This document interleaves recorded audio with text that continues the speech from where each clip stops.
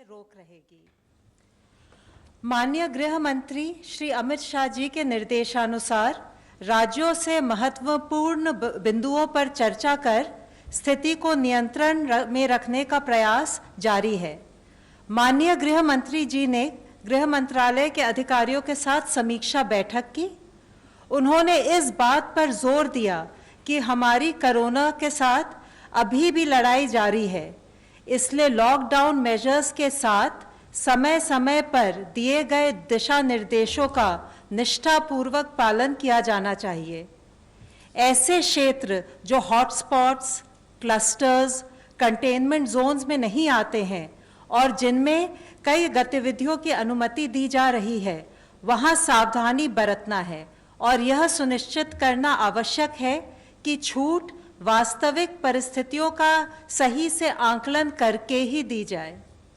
ग्रामीण क्षेत्रों में कई आर्थिक गतिविधियों की अनुमति दी गई है, इसलिए जिला अधिकारियों को उद्योग समूहों के साथ सहयोग से राज्य के भीतर ही मजदूरों को उनके कार्यस्थल पर स्थानांतरित करने की व्यवस्था करनी चाहिए। इससे न केवल आर्थिक गतिविधियों को गति मिलेगी, बल्कि मजदूरों को रोजगार के अवसर भी मिलने लगेंगे।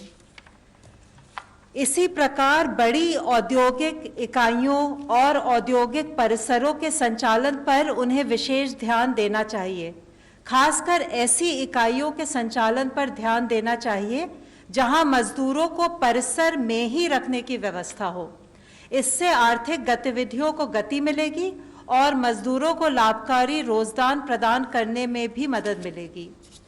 उद्योगों के साथ कृषि और मनरेगा गतिविधियों के माध्यम से भी मजदूरों को रोजगार देने की संभावनाओं पर कार्य करना होगा। यह भी सुनिश्चित किया जाना चाहिए कि जो हमारे राष्ट्रीय दिशा निर्देश हैं, उनके अनुपालन की निगरानी के लिए ग्रामीण क्षेत्रों में पर्याप्त गश्त की जाए। जिलाधिकारी निगरानी के लिए पुलिस, पंचायत अधिकारियों का, राजस्व अधिकारियों इत्यादि का सहयोग ले सकते हैं। इसी प्रकार वे मजदूर जो राहत शिविरों में रह रहे हैं, उनके लिए उपलब्ध सुविधाओं का, जैसे भोजन की गुणवत्ता आदि पर अधिक ध्यान देना चाहिए। यद्यपि स्थिति चुनौतीपूर्ण है, लेकिन इस प्रकार के मुद्दों को संबोधित किया जा सकता है। राज्यों को यह भी सुनिश्चित करना जरूरी है कि अब जब मेडिकल टीमों के माध्यम से सामुदायिक परीक्षण यानी कि कम्युनिटी टेस्टिंग की जा रही है, तो मेडिकल टीमों को पर्याप्त सुरक्षा देनी चाहिए। इसी प्रकार यदि सामुदायिक परीक्षण के लिए जाने से पहले समुदाय के जिम्मेदार नेताओं को शामिल करके शांति समितियों को सक्रिय किया जाए, तो काम सुचारू रूप से किया जा सकता है। इसी प्रकार के प्रयास से कोविड-19 के परीक्षण, उपचार और अन्य संबंधित पहलुओं के बारे में जो लोगों को जागरूक बनाकर उनमें फैली भ्रांतियों को दूर करना है, उसमें हमें मदद मिलेगी।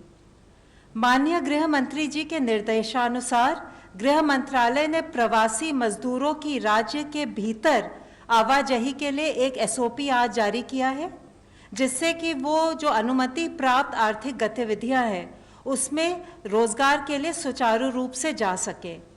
इस आवाजाही में सोशल डिस्टेंसिंग इत्यादि का सख्ती से पालन किया जाना है।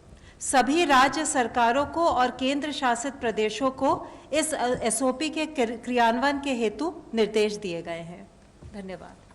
ICMR representative please. हमने अब तक 3,86,791 टेस्ट किए हैं, 3,86,791। उनमें से कल के दिन में 37,173 यानी 37,173 टेस्ट हुए। उन टेस्टों में से 29,287 टेस्ट, अब ये लैब की संख्या हर रोज़ तो बढ़ती जा रही है, 194 लैब्स ICMR नेटवर्क में हैं, उनमें हुए। 7,886 ये प्राइवेट सेक्टर में कल काफ़ी ज़्यादा टेस्टिंग में इम्प्रूवमेंट हुआ है, 82 लैब्स में हुआ है। Health ministry representative please.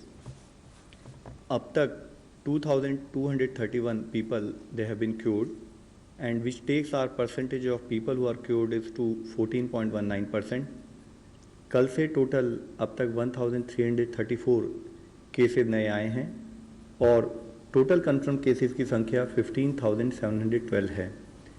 Last 24 hours में 27 नई डेथ्स रिपोर्ट हुई हैं, which takes our total death toll to 507 deaths so फार।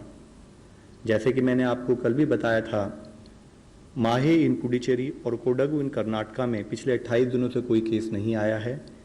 इसके साथ ही अगर आज का डेटा देखें तो 54 ऐसे एडिशनल डिस्ट्रिक्ट्स हैं beside the 2 above districts in 23 states and union territories जहां पिछले 14 दिनों से कोई केस नहीं आया है। इसमें 10 नए डिस्ट्रिक्ट्स इंक्लूड हुए हैं।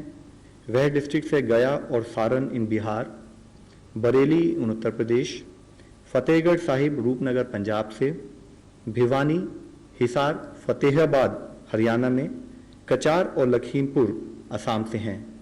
मैं आप लोगों से फिर यही रिक्वेस्ट करना चाहूँगा कि हमारा एफर्ट होना चाहिए कि इन डिस्ट्रिक्ट्स में फर्दर केसेस ना आए और वो कंटिन्यूड विजिल हमारी बनी रहे।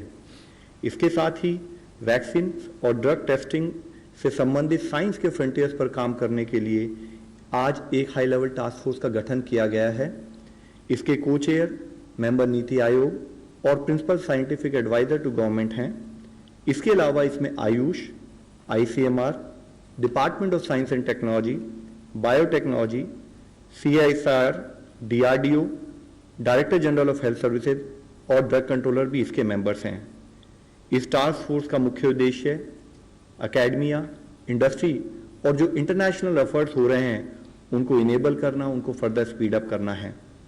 इसके तहत डिपार्टमेंट ऑफ बायोटेक्नोलॉजी को एक सेंट्रल कोऑर्डिनेशन एजेंसी बनाया गया है वैक्सीन डेवलपमेंट के लिए, जिसका मेजर एफर्ट्स होगा to identify pathways for vaccine development, जिसके तहत फर्दर हम एफर्ट्स करेंगे कि एक डायनेमिक लिस्ट बनाई जाए नेशनल और इंटरनेशनल एफर्ट्स के लिए जो वैक्सीन डेवलपमेंट पर काम कर रहे हैं, उनकी प्रोग्रेस को मॉनिटर किया जाए और साथ में गवर्नमेंट लेवल पर रिक्वायर्ड फैसिलिटेशन प्रोवाइड किया जाए। साथ ही इस टास्क फोर्स के तहत clinical cohorts which will be focusing on long-term follow-up of people for having better understanding of disease and its management, उस पर भी काम होगा।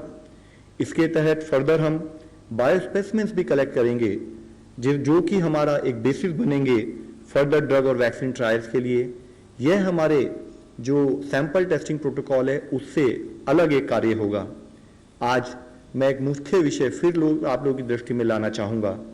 माननीय प्रधानमंत्री जी ने 14 अप्रैल को राष्ट्र के अपने संबोधन में कहा था कि 20 अप्रैल के बाद से कुछ जगहों पर सेलेक्टिव रिलैक्सेशन दिया जाएगा और उसके अकॉर्डिंग 20 अप्रैल यानी कि आज रात से नॉन कंटेनमेंट एरियाज में सेलेक्टिव रिलैक्सेशन के तहत हॉटस्पॉट्स जो डिस्ट्रिक्ट है हमारे, उसमें कंटेनमेंट एरियाज में ये रिलैक्सेशन लागू नहीं होगा।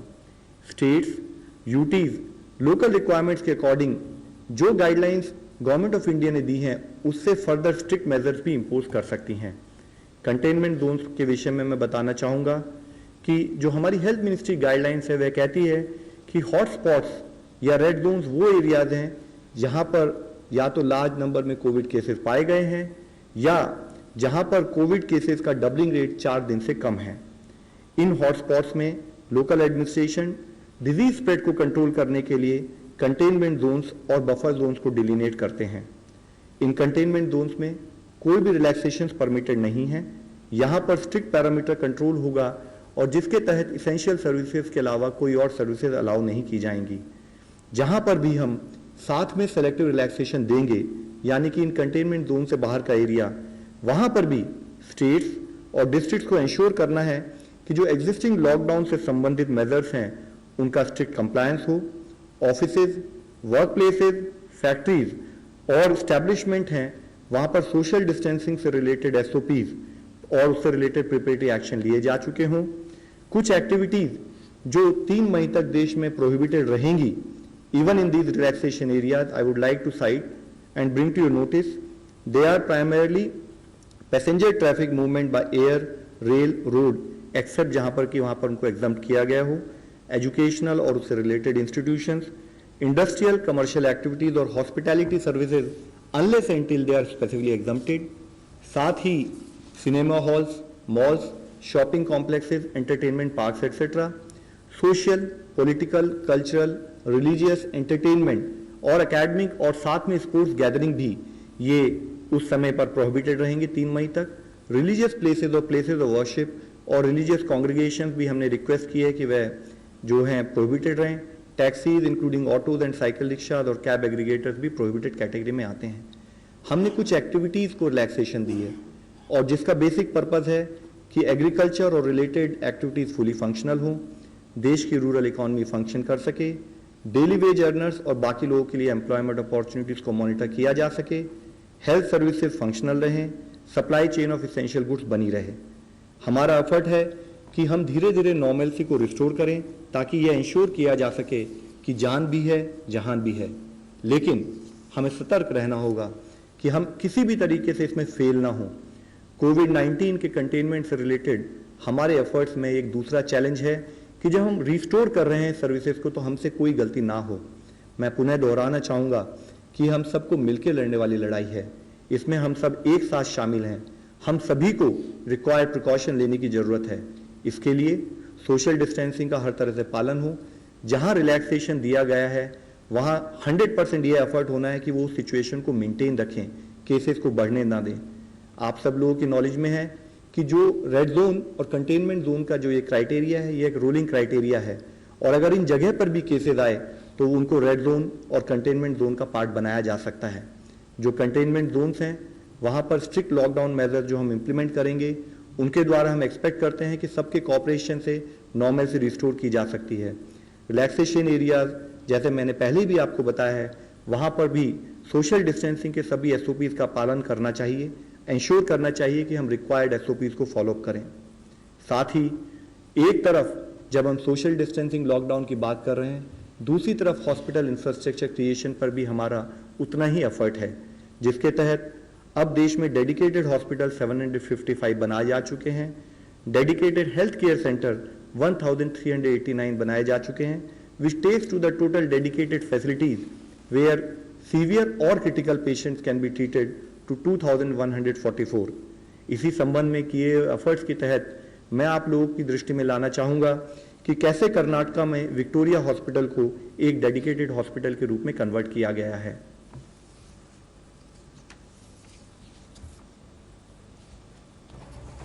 कर्नाटक राज्य सरकार का विक्टोरिया हॉस्पिटल जो बेंगलोर मेडिकल कॉलेज से एफिलेटेड है, दक्षिण भारत में उत्तम चिकित्सा के लिए जाना जाता है। यह अस्पताल 1901 में शुरू हुआ। यह अस्पताल उस वक्त के शाही घराने वाडियार परिवार की पहल थी जब बेंगलुरु प्लेग जैसी महामारी से जूझ रहा था। यह अस्पताल उस वक्त लोगों की जान बचाने में कामयाब रहा और अब जैसे इतिहास खुद को दोहरा रहा हो। यह अस्पताल कोविड-19 के इलाज के लिए चिन्हित किया गया है। इस अस्पताल में विशेष इलाज के लिए अलग शाखाएं हैं और यहाँ का इमरजेंसी और ट्रॉमा सेंटर कोविड-19 वार्ड में तब्दील कर दिया गया है। इस वार्ड में 500 से अधिक बेड्स अत्याधुनिक सुविधाओं से लैस हैं। विक्टोरिया अस्पताल के कोरोना वॉरियर्स यहाँ की डीन डॉक्टर CR जयंती और उनकी टास्क फोर्स जो दिन रात यहाँ कोरोना के खिलाफ मैदान संभाले हुए है। First and foremost, we formed a COVID task force team and set up various committees to look out all the logistic details. And most importantly, we started with the sensitization programs for our healthcare professionals. These sensitization programs includes donning and doffing of the personal protective equipment, which is the most important part to keep them safe. Number 2, we discuss the treatment protocols, and number 3, we also discuss the ICU treatment protocols. इस अस्पताल के corona ward में beds के साथ ventilators और oxygen की पूरी व्यवस्था है। जैसे ही इस वार्ड को कर्नाटक सरकार ने कोविड वार्ड घोषित किया, यहाँ के मेडिकल स्टाफ, डॉक्टर्स और अन्य मेडिकल कर्मचारियों को विशेष ट्रेनिंग दी गई। उन्हें PPE के इस्तेमाल, कोरोना मरीज के सर्वेलेंस और डिजिटल टेक्नोलॉजी के जरिए ट्रेनिंग भी दी गई। अस्पताल के एफिलेटेड कॉलेज में एक कंट्रोल रूम बनाया गया है। यहाँ से सीधा अस्पताल में कोविड वार्ड के मरीजों पर नजर रखी जा सकती है। डॉक्टर्स की एक टीम इस कंट्रोल रूम में कोविड वार्ड पर नजर रखती है और मरीजों से बातचीत भी करती है। This is the main war room, what we call it is war room. So we'll be coordinating with the doctors who are working inside the zone. I mean where the patients are. So we'll not be going there. 1 week, one shift of doctors will go there. They will stay there in a separate building. They will not come out for that 1 week. And we can also do video conferencing with the doctors inside. So any senior staff can come here, do video rounds, and any psychiatry counseling for the patients if patient gets agitated, depressed during this course of 2 weeks can be counseled from here itself. अस्पताल में कोविड-19 से पीड़ित मरीजों को अलग अलग zone में रखा जा रहा है और उनकी जरूरत के मुताबिक उन्हें अलग श्रेणी में बांटा गया है। वायरस पीड़ित मरीजों से कम एक्सपोजर हो इसलिए विशेष इंक्यूबेटर बनाए गए हैं ताकि डॉक्टर संक्रमित ना हो। इसके अलावा इन वार्ड्स में रोबोटिक टेक्नोलॉजी के इस्तेमाल से मरीज को दवा और खाना पहुंचाने की तैयारी हो रही है। अस्पताल में मौजूद लैब भी पूरी तरीके से अत्याधुनिक सुविधाओं से तैयार की गई है। हालांकि बेंगलुरु हॉटस्पॉट घोषित होने के चलते इस अस्पताल में शहर के अलग अलग हिस्सों से आए मरीज यहां इलाज करवा रहे हैं, लेकिन विक्टोरिया अस्पताल राज्य के दूसरे जिलों को भी मेडिकल सपोर्ट उपलब्ध करा रहा है। ऐसे में विक्टोरिया अस्पताल देश भर में कोविड-19 के खिलाफ चल रहे युद्ध में अपना योगदान दर्ज कर कई जिंदगियां बचाने के प्रयास में एक अहम भूमिका निभा रहा है।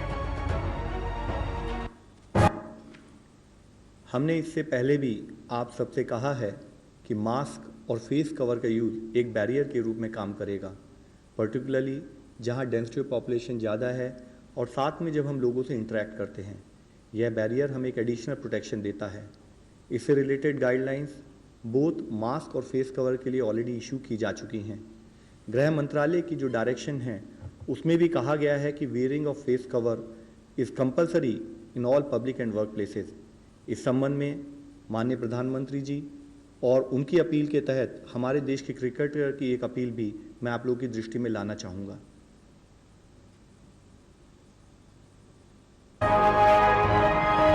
आप अपनी पूरी फैमिली के साथ हमें चेयर करते हैं और आज मैं आपकी पूरी फैमिली से ही बात करने आया हूं। टीम इंडिया का हिस्सा होना एक बहुत गर्व की बात है, पर आज एक उससे भी बड़ी टीम बनने जा रही है, टीम मास्क फोर्स। नहीं समझे? जैसे हमारे प्रधानमंत्री ने कोरोना वायरस से लड़ने के लिए तरह तरह के टास्क फोर्स बनाए हैं, उसी तरह हम 130 करोड़ हिंदुस्तानियों को भी अपने घरों में कोरोना वायरस के खिलाफ बनानी है एक मास्क फोर्स।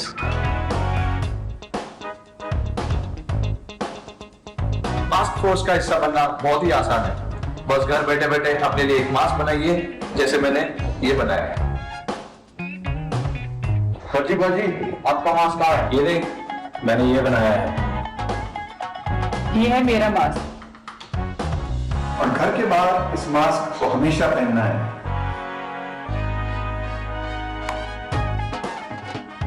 ये मैंने बनाया है। ये किसी भी साफ कॉटन के कपड़े से बनाया जा सकता है और डिजाइन भी जो आपको पसंद हो, है ना बढ़िया? बहुत चंगा है। कम ऑन इंडिया, मास्क बनाओ और मास्क फोर्स का हिस्सा बन जाओ। और हाँ, याद रहे, साथ ही 20 सेकंड तक हाथ भी धोने हैं और सामाजिक दूरी भी बनाए रखनी है। ये है मेरा मास्क। मास्क घर बैठे आसानी से कैसे बनाना है, इसकी सारी जानकारी आपको आरोग्य सेतु ऐप पर मिल जाएगी। आज ही डाउनलोड कर लीजिए। हमें फेस कवर्स और मास्क का हमेशा प्रयोग करना है। आप सबसे रिक्वेस्ट है कि फेस कवर्स को इस्तेमाल करें और इस फोर्स को ज्वाइन करें। Make your own mask and join the mask force. आज ज़रूरत है कि हम सब लोगों को एफर्ट्स करने हैं कि जो भी हमारे ज़िले रेड जोन के अंदर आते हैं उनको नेक्स्ट 14 दिन तक वहाँ केसेस ना आए। एफर्ट्स ऐसे हों कि उसको हम ऑरेंज जोन में कन्वर्ट करें और नेक्स्ट 28 दिन तक वहाँ कोई केस ना आए और उसके तहत हम उसको ग्रीन जोन में कन्वर्ट करें। इस एफर्ट में हम सब लोगों को मिलकर काम करना है। धन्यवाद। Question for ICMR from online questions. Scientists at Oxford University have claimed that ChAdOx1 vaccine can work against the coronavirus. What is ICMR take on this? जैसा पहले भी हम बोल रहे थे कि 70 अलग अलग ग्रुप्स वैक्सीन की खोज में जुड़े हुए हैं। उनमें से ये एक ग्रुप है और 4 ग्रुप्स हैं, यानी टोटली 5 ग्रुप्स ह्यूमन फेज में आ रहे हैं। यानी एनिमल स्टडीज़ पास कर चुके हैं, एनिमल को कुछ होता नहीं साइड इफ़ेक्ट करके मेजर, और उसका असर यानी जो एंटीबॉडीज़ डेवलप होना है वो दिख रहा है, इससे वो आगे जा रहे हैं। जो भी कोई साइंटिस्ट का ग्रुप होता है उस सभी को तो आशा रहेगी, उसके सिवा तो वो आगे जाएंगे नहीं। हम भी एक आशा रखना ज़रूरी है कि ये शायद सक्सेसफुल हो जाए, जो भी सक्सेसफुल हो उसका फ़ायदा तो सब हम लोगों को भी मिलेगा। जैसे ये आगे जाएगी ट्रायल, ये अप्रैल महीने में शुरू हो रही है, 6 महीने के अंदर इनका 500 का रिक्रूटमेंट होने का अंदाज़ है और उसके रिजल्ट्स आएंगे। शायद उससे पहले ही रिजल्ट्स लाने की इंटरिम एनालिसिस में ज़्यादा अंदाज आएगा, फिर उसको देखा जाएगा। Mister Pranay Upadhyay, ABP news. लवकराल साहब, मेरा सवाल आपसे है कि जो रिलैक्सेशन दिए गए हैं, तो अगर आप एक फिगर बता पाएं कि कंटेनमेंट जोन का जो आपने पिछला फिगर दिया था हॉटस्पॉट्स का, वो क्या उसमें वेरिएशन आया है, और जिन भी जगहों पे ये रिलैक्सेशन दिए गए हैं उसके लिए क्या आधार और क्या आकलन लिया गया है, और जिन एरियाज में रिलैक्सेशन दिए गए हैं खासतौर पर कामकाज को लेके, उसमें जो लोग काम करने के लिए जाएंगे उनके टेस्टिंग को लेके या उनकी सुरक्षा को लेके आम आदमी लोग कैसे आश्वस्त हो सकते हैं, इसको कैसे सुनिश्चित किया जाएगा?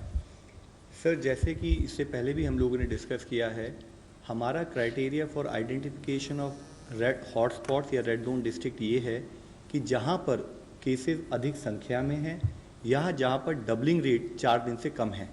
इसके तहत हमने स्टेट्स को ऑलरेडी आदेश दिए हैं।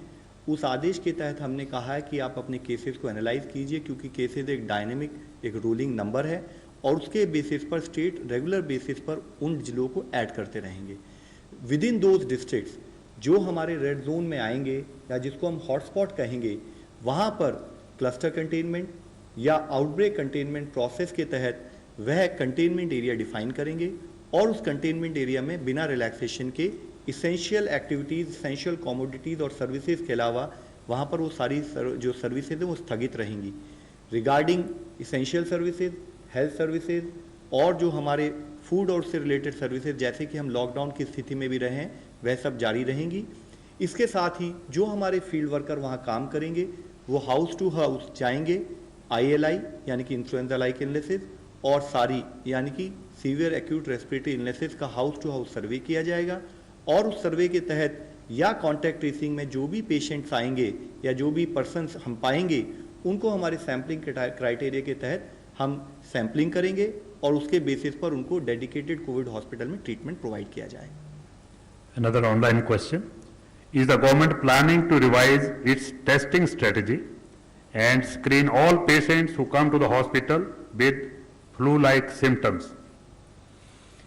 जैसे पहले भी, अब शायद वही दोहरा रहा हूँ जो पहले काफ़ी बार बोल चुके हैं कि जो भी हॉटस्पॉट्स हैं वो हॉटस्पॉट्स में जिसको इन्फ्लुएंजा लाइक इलनेस के सिम्टम्स होंगे यानी फ्लू के वजह, उनको सारे लोगों को ये टेस्ट ऑफर की जाएगी। ये हमको सिर्फ याद रखना है, ये सिर्फ हॉटस्पॉट्स में लागू हो जाएगा। I think Kamal, just we are going bar by bar. Just wait for your turn. Just wait for your turn. We will answer your, take your question also. Just wait for your turn. Nitendra Pundur, Russian News. Sir, मेरा सवाल यह है कि large संख्या में पुलिसकर्मी positive हो रहे हैं, संक्रमित हो रहे हैं। इसके अलावा आज दिल्ली में भी देखा गया कि जो डिलीवरी कर रहे हैं या फिर जो खाना बांट रहे हैं डोर टू डोर, वो भी संक्रमित हुए हैं। तो क्या ऐसे लोगों के लिए कोई प्रोटोकॉल होगा, कोई दिशा निर्देश होगा, या उनकी सुरक्षा को लेकर खासतौर पर पुलिसकर्मी क्या कदम उठाए जा रहे हैं?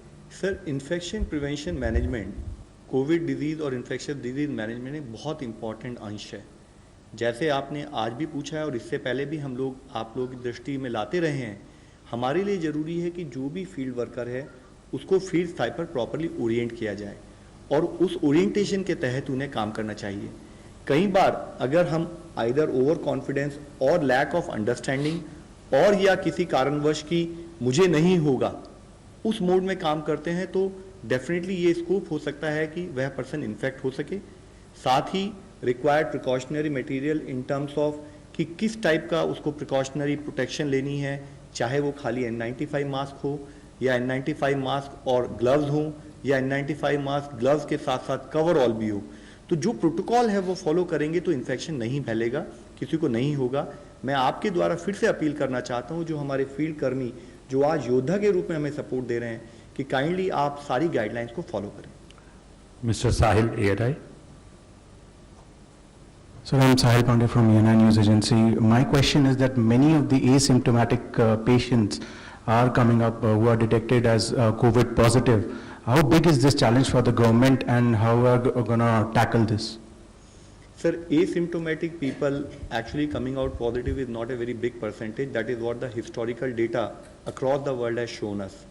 So what is important for us, however, is to be aware of this challenge, and we need to ensure that even asymptomatic people, if they are high-risk people, that is part of our sampling criteria, we sort of monitor them, do testing for them and coordinate with them.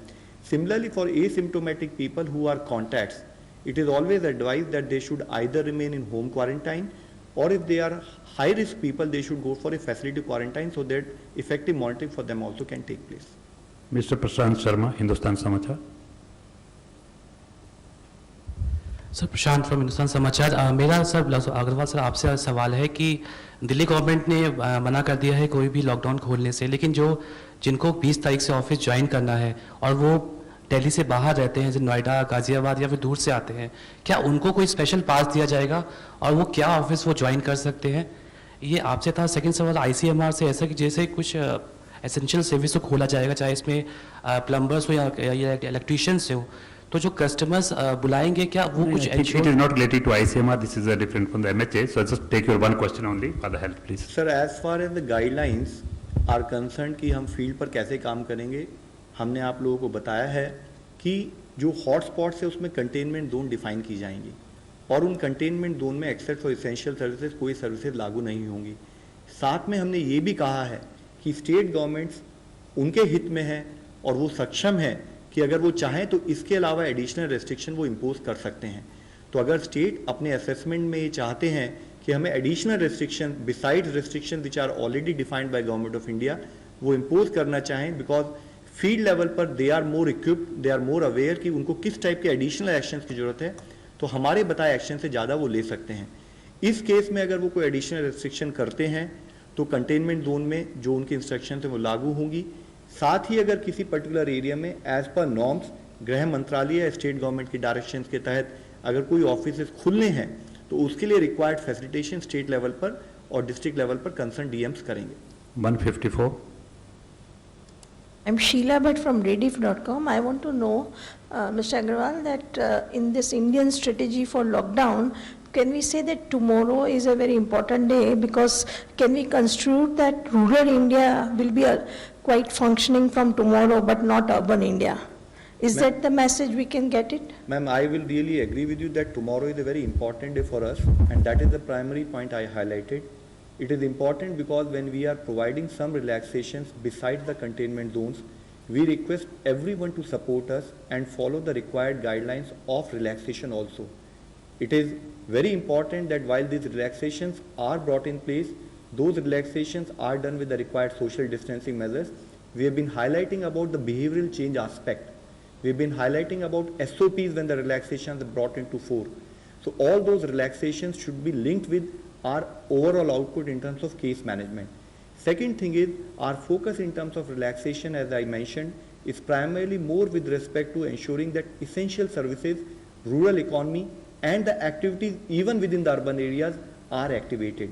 माननीय प्रधानमंत्री जी ने इससे कहा है, इसके बारे में बोला है कि जान भी है जहान भी है, यानी कि एक तरफ हम अगर काम करें, हम इंश्योर करें कि हम लोगों को बचाएं, दूसरी तरफ उनको कम से कम तकलीफ हो और उनको हम एडिशनल सर्विसेज और एडिशनल रिलैक्सेशन प्रोवाइड करके एक नॉर्मल लाइफ को रिस्टोर कर सकें, उस पर भी हमारा एफर्ट है। लास्ट क्वेश्चन कमल, इंडिया टुडे।